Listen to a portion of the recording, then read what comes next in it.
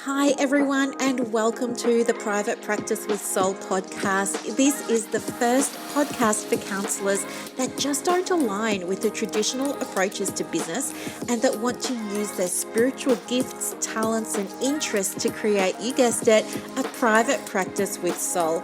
So, look, leave it to me to provide you with everything you need, including strategies that you can use to increase your income, reduce your workload, and of course, increase inquiries and referrals to your beautiful soul-led private practice. I love it so much. If you haven't done it already, grab your journal, grab your pen, and let's begin. Good morning, everybody. Welcome to another Wednesday. And of course, welcome to the episode. My name is Dr. Brooklyn Storme, and I'm so pleased that you are able to join me. Today, I want to, well, first of all, before I start, offer you something.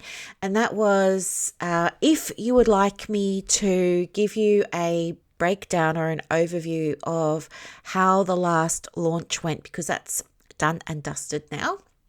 So last week, oh my gosh, it feels like about 6 months ago.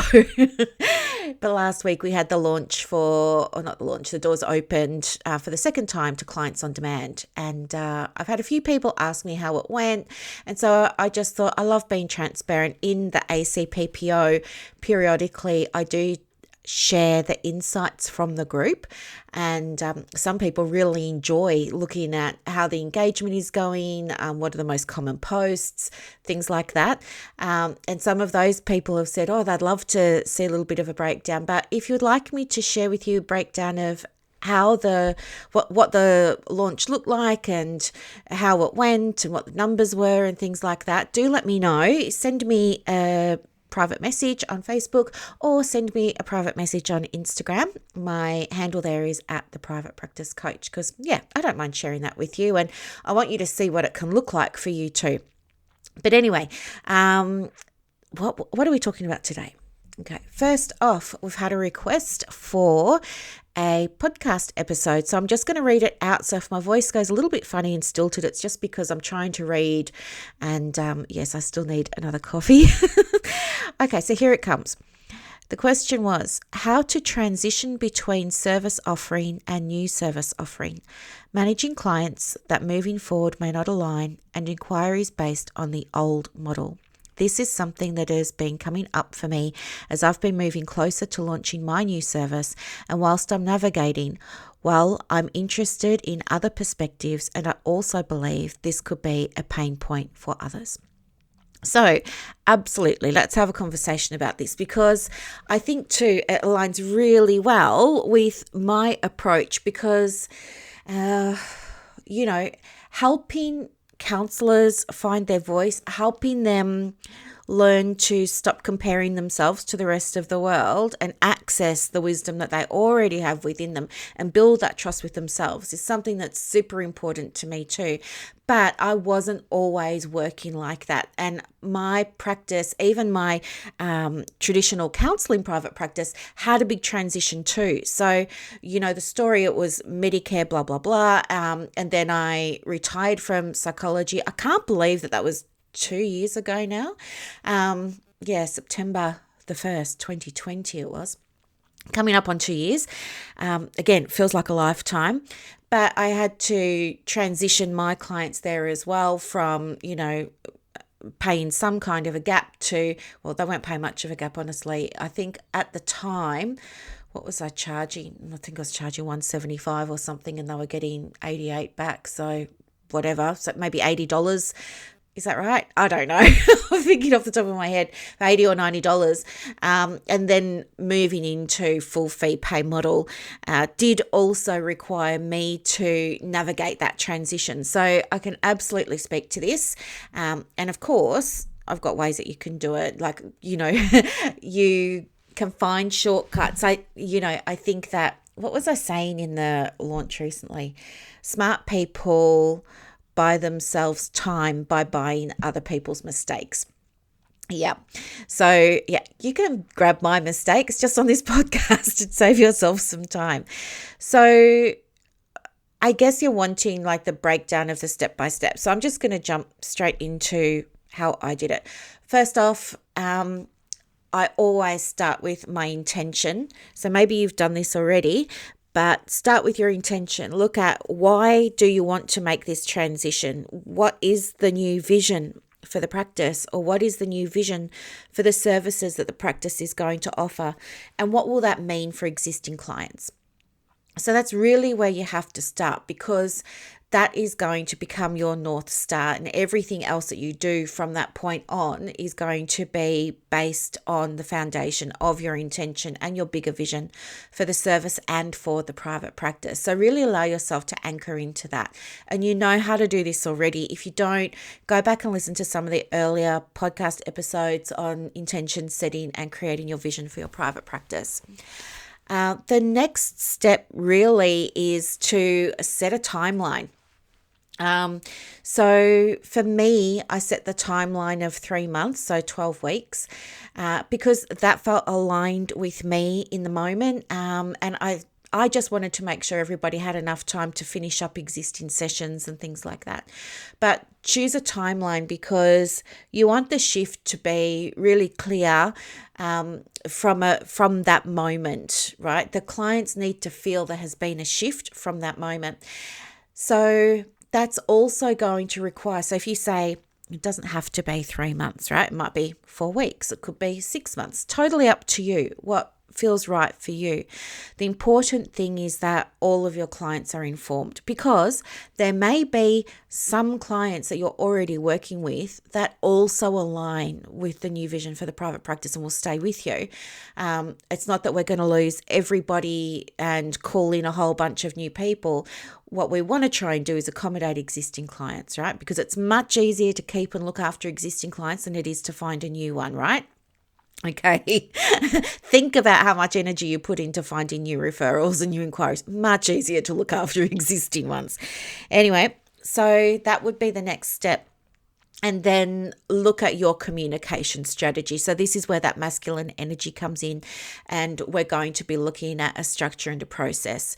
So the structure and the process that is typically used and that I used was a combination of things. So I had an update on my website. I don't actually have a current website at the moment. I don't think I've had a website for maybe 2 or 3 months now. But back when I did have one, I put a notice on the website letting everybody know.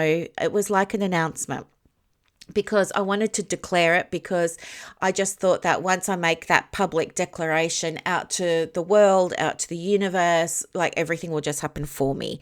So that's what I did. I made a big announcement on my website, and then I sent out emails to everybody on my list, past clients as well as current clients, because you know too that it's by connecting with past clients. Sometimes they may need, they might not have seen you for 2 years, but if you can nurture those relationships, then when they do need support, they'll come back to you. So of course, sent it out to everybody on my list, let them all know. And I didn't just send one email. I sent a few different emails. And if you want to get a sequence for that, you can join Clients on Demand. I'm just digressing for a moment here, but since the doors to that closed, there've been just a sprinkling of inquiries coming through, people saying, "Oh, missed it, can I join?" The answer is no, you can't, because we're over capacity at the moment. We ended up with, I can't remember, I think it was 31 or 34 people join in, and I'd only anticipated 10. And I didn't know when I was doing the launch when I was going to be offering Clients on Demand again. I will be offering it, I think, in about 6 months. I'm not sure, don't quote me on it, but I think it's going to be about 6 months. Why am I telling you this? I forget. Anyway, I'll come back to that. But you need to have the sequence for telling people that your practice is having a change of direction is available in Clients on Demand. That's where that was going.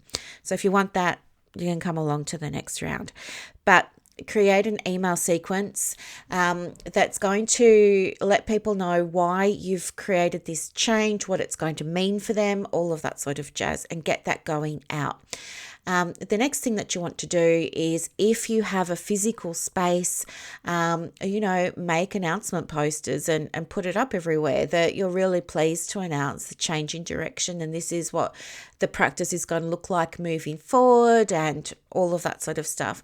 Now, depending on the degree of change, it might also be helpful for you to talk about in the advertising, the marketing, whether or not this is going to mean, if you're changing who you're working with, if you're changing the types of challenges or presenting problems that clients bring to session that you're working with, if you're changing the modality that you're mostly going to be using, if you're changing your messaging, all of that will need to be communicated clearly.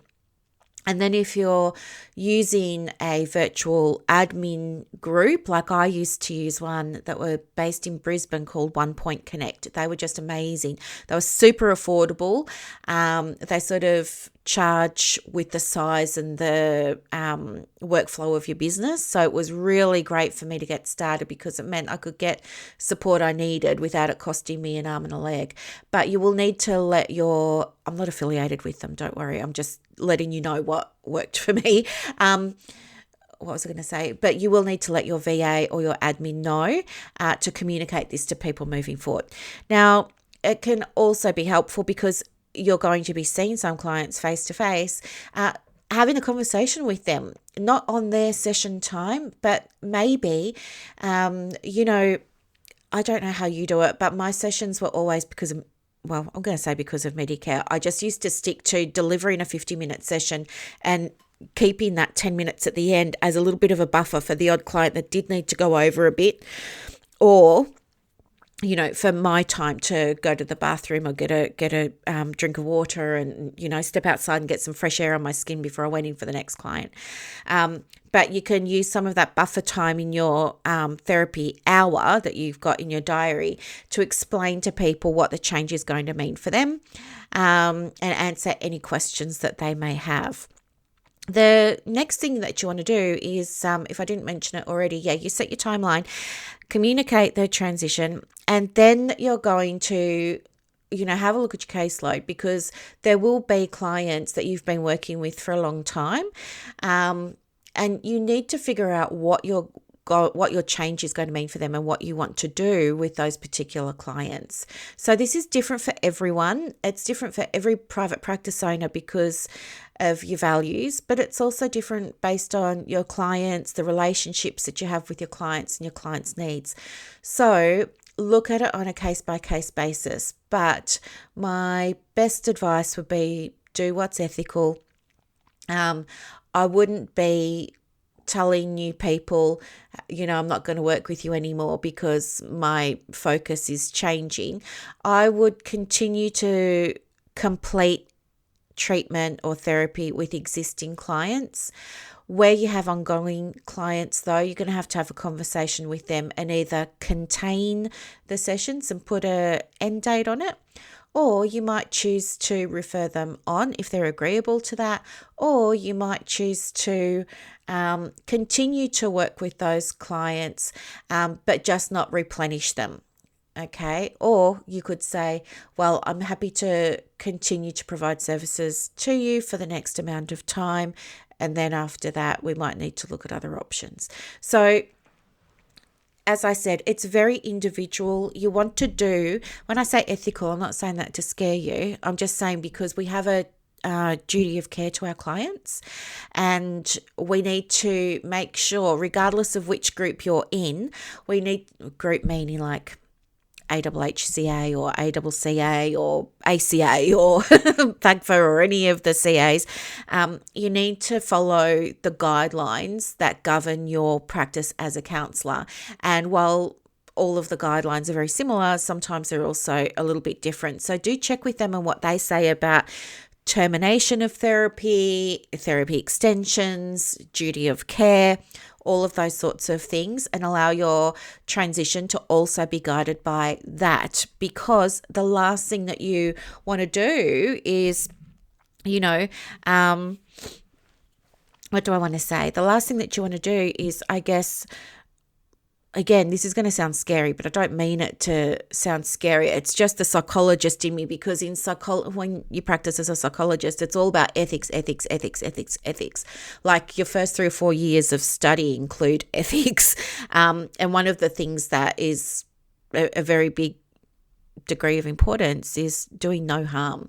And so you just want to make sure that with the transition that you make with your counselling, that transition is going to be safe for your clients. And there may be the odd client or two who need an extra level of care as you're moving through that transition. So, yeah. And then the other step would be implement from the day that you want to start this new phase of the practice. You've chosen your timeline, you've chosen your date. From that date on, do not book anybody under the old practice framework or model. Only start accepting clients under the new, okay?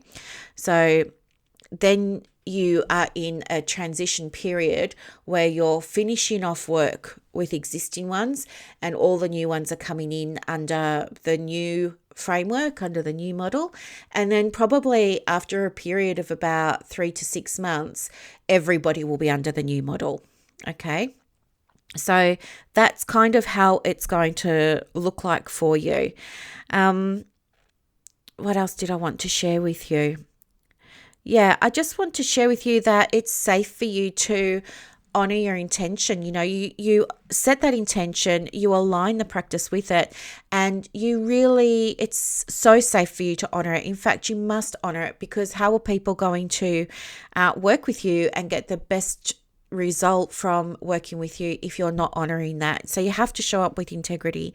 So the steps are: set your intention, honor it, follow through with your existing obligations, follow through on any existing commitments that you've got with current clients, update all of your documentation, and by that I mean you'll also need to update your intake so that it's aligning with all the new vision for the practice. And then what else did I have down here? So I'm just reading my writing. Yeah, that's it. And understand too that this is a beautiful evolution of your practice. And you know what? While you're making this transition now, you can also find that in the future, like you might change again in 12 months, or you might change again in 24 months or 36 months. This is how it goes in private practice. The more PD that you do, the more you learn in some of the online forums, the more you read, the more your interests are going to grow, and you're going to find things that really light you up and that really excite you and really interest you, and you're going to go down that rabbit hole and you're going to learn more and more about it. And next thing you know, you're going to want that to be reflected in your practice. And so your practice does a little pivot over here, and then you love that for a while, and then you're doing some more PD and some more conversations and and maybe Brené Brown comes along with her Atlas of the Heart, and you think, oh, this sounds really good too, and maybe I'll do some PD on that. And so then we pivot the practice again. So your practice is, I believe it's like a living, breathing thing. It's dynamic. If you have a practice that is very static and you're still doing the same thing that you were 5 or 10 years ago, I have my own views on that. I think it's great if that's what you truly passionately love and you just make that your whole thing. But I think for most of us, growth is a natural byproduct of our learning.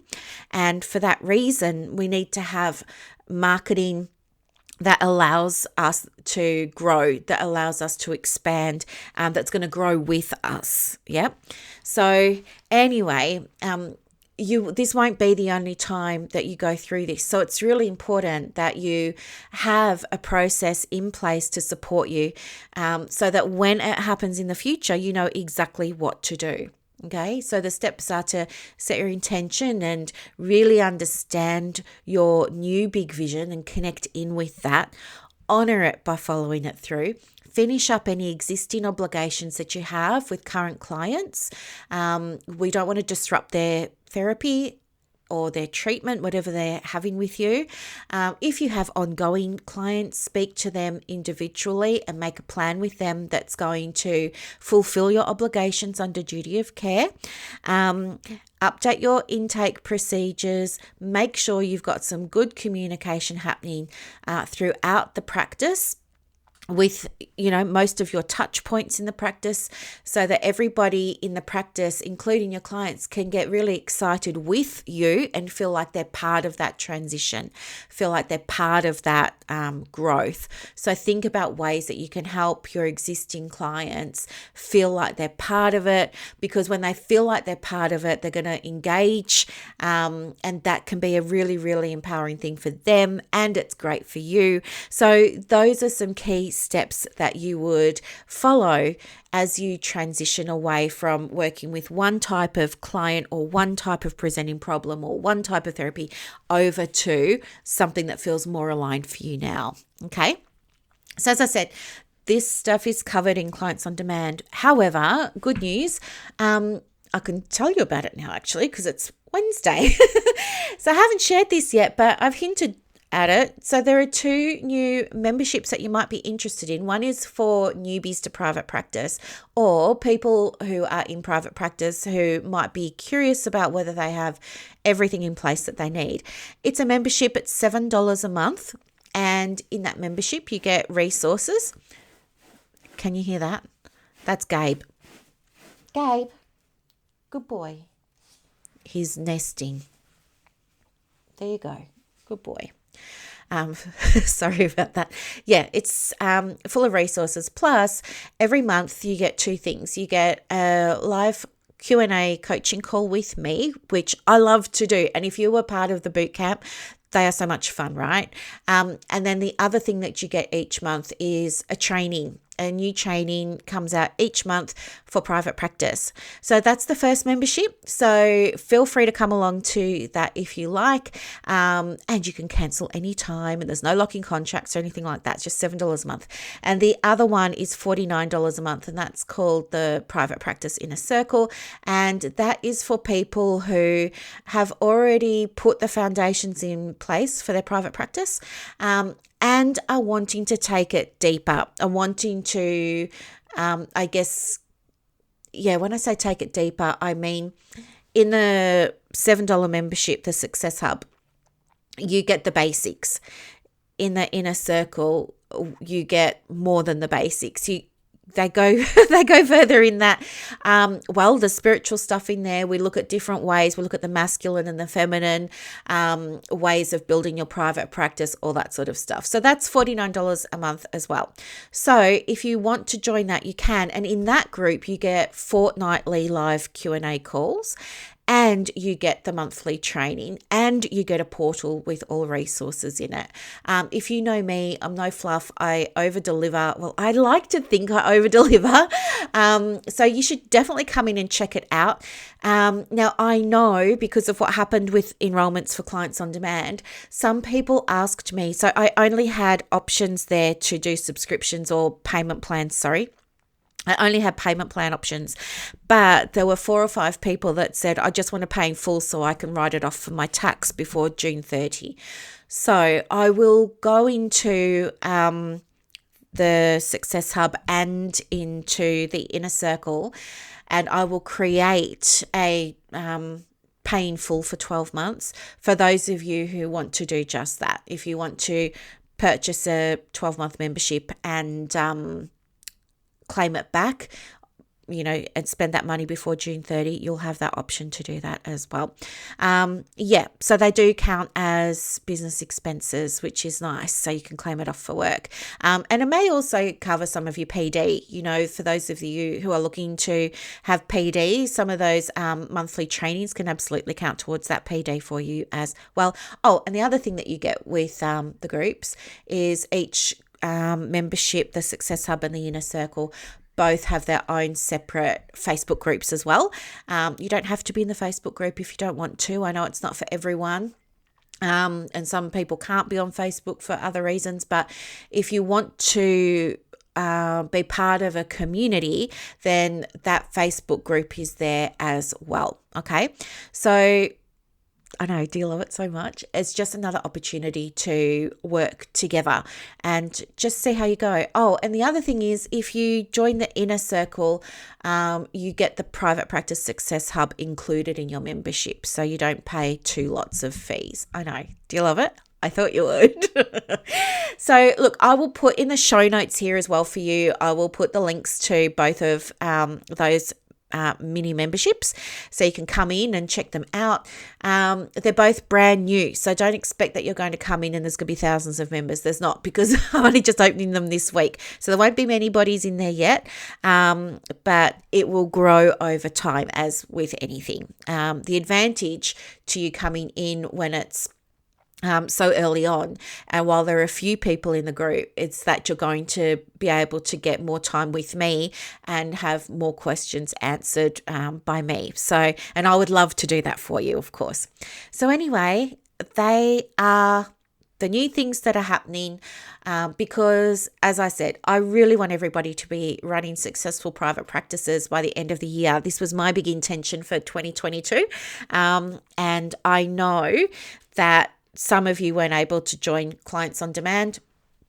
So this was just another solution to still get you some help while you're building up your practices to a point where you can afford supervision, or you can afford mentoring, or you can afford Clients on Demand, or you can afford coaching. Okay. So this is like the pre-step to being able to do all of those other things, because there aren't any pre-steps.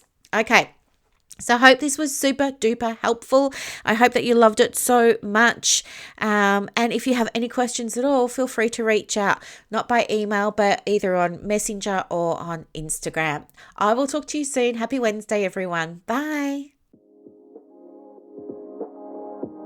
I hope that you loved this episode as much as I loved putting it together for you. To get more resources to help you in your private practice, head over to Instagram. My handle is @theprivatepracticecoach. And also, if you want more inquiries and referrals for your business, let me know. I have a program called Clients on Demand that opens every quarter, and I can absolutely get you some information for that as well. You are doing an amazing job. Thank you for sharing your gifts with the world. Bye.